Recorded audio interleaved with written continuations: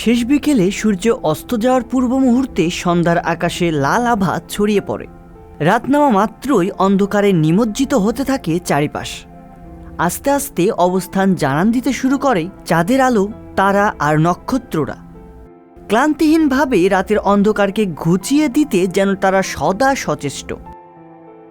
কিন্তু যদি এমনটা হয়, হঠাৎ করেই অদ্ভুত আলোর ছটা ছড়িয়ে পড়েছে চারপাশে, আলোকিত করতে চাইছে সবকিছু। ঠিক যেন আকাশ জুড়ে আলোর আবির লেপ্টে দিয়েছে কেউ। আমাদের কাছে এমন ঘটনা বেশ অপরিচিত মনে হলেও মেরু অঞ্চলের মানুষের কাছে এটি একদমই সাধারণ বিষয়। হাই ল্যাটিটিউড বা উঁচু অক্ষাংশের অঞ্চলগুলোতে প্রায়ই রাতের আকাশে কিছু অংশে সবুজ রঙের আলো ছড়িয়ে থাকতে দেখা যায়। তবে এই আলো শুধু সবুজ রঙে সীমাবদ্ধ থাকে না। সৌরবায়ু, পৃথিবীর বায়ুমণ্ডল ও মাধ্যাকর্ষণ শক্তির প্রভাবে সৃষ্ট সেই আলো হতে পারে পার্পেল কিংবা বেগুনি রঙেরও। আকাশে এই রঙের ছড়াছড়িকেই বলা হয় নর্দার্ন লাইটস বা অরোরা। অরোরাকে বাংলায় বলা হয় মেরু জ্যোতি। পৃথিবীর উত্তর ও দক্ষিণ মেরুর আকাশে দেখা মেলে অরোরার। উত্তর মেরুর আকাশে যে অরোরা দেখা যায় তাকে বলে অরোরা বোরিয়ালিস, আর দক্ষিণ মেরুর আকাশে যে অরোরা দেখা যায় তাকে বলে অরোরা অস্ট্রালিস। মানুষের মধ্যে প্রচলিত ধর্মবিশ্বাস কিংবা বিজ্ঞানীদের গবেষণায় কালে কালে পরিবর্তিত হয়েছে অরোরা সম্পর্কিত ধারণা। এ নিয়ে তৈরি হয়েছে নানা মুখরোচক গল্পেরও। উত্তর পূর্ব কানাডার অভিবাসীরা পৃথিবীকে একসময় মনে করত সমতল এবং আকাশকে মনে করত ঢাকনা দেয়া এক তাঁবু। সেই তাঁবুতে অসংখ্য ফুটো আছে বলে বিশ্বাস ছিল তাদের। ধারণা করা হতো মানুষ মারা গেলে তাদের আত্মা স্বর্গের পথে যাওয়ার সময় পথ চেনার সুবিধার্থে অরোরা ফেলে পথ দেখিয়ে নিয়ে যেত।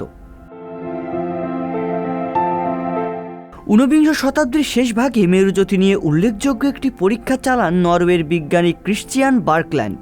তিনি তার নিজের বানানো একটি যন্ত্রের মাধ্যমে পরীক্ষা করে দেখান যে চৌম্বক ক্ষেত্র একটি আলোকরশ্মি ফেললে তা চৌম্বক বলরেখা অনুসরণ করে দুটি চৌম্বক মেরুতে গিয়ে অবস্থান নেয় এবং সেই মেরুকে ঘিরে একটি আলোর বলয় তৈরি করে।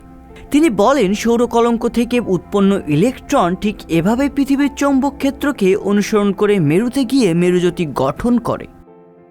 বায়ুমণ্ডলের থার্মোস্ফিয়ারে থাকা অক্সিজেন ও নাইট্রোজেন পরমাণুর সাথে ম্যাগনেটোস্ফিয়ার থেকে আসা চার্জিত কণিকা সমূহের ইলেকট্রন প্রোটনের সংঘর্ষের কারণেই তৈরি হয় অরোরা। এই সংঘর্ষের কারণে চার্জিত কণিকা সমূহের কাছ থেকে পরমাণু বা অণুসমূহ কিছু শক্তি লাভ করে, যা অভ্যন্তরীণ শক্তি হিসেবে জমা হতে থাকে। এসব অভ্যন্তরীণ শক্তি যখন আলোক শক্তি হিসেবে বিকরিত হয় তখনই অরোরা দেখা দেয়।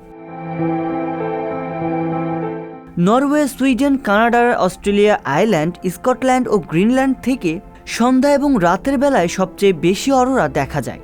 এছাড়া কানাডিয়ান সীমান্তের কাছাকাছি যুক্তরাষ্ট্রের উত্তর সীমা আলাস্কা থেকে বছরে কয়েকবার অরোরা দেখা যায়। প্রতি 10 বছরে একবার করে ফ্লোরিডা এবং জাপানেও অরোরা দেখা পাওয়া যায়।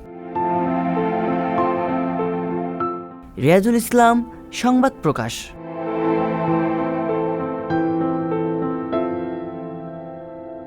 সংবাদ, ফিচার ও অনুষ্ঠানের জন্য ভিজিট করুন সংবাদ প্রকাশের ওয়েবসাইট এবং যুক্ত থাকুন ফেসবুক পেজ ও ইউটিউব চ্যানেলের সঙ্গে।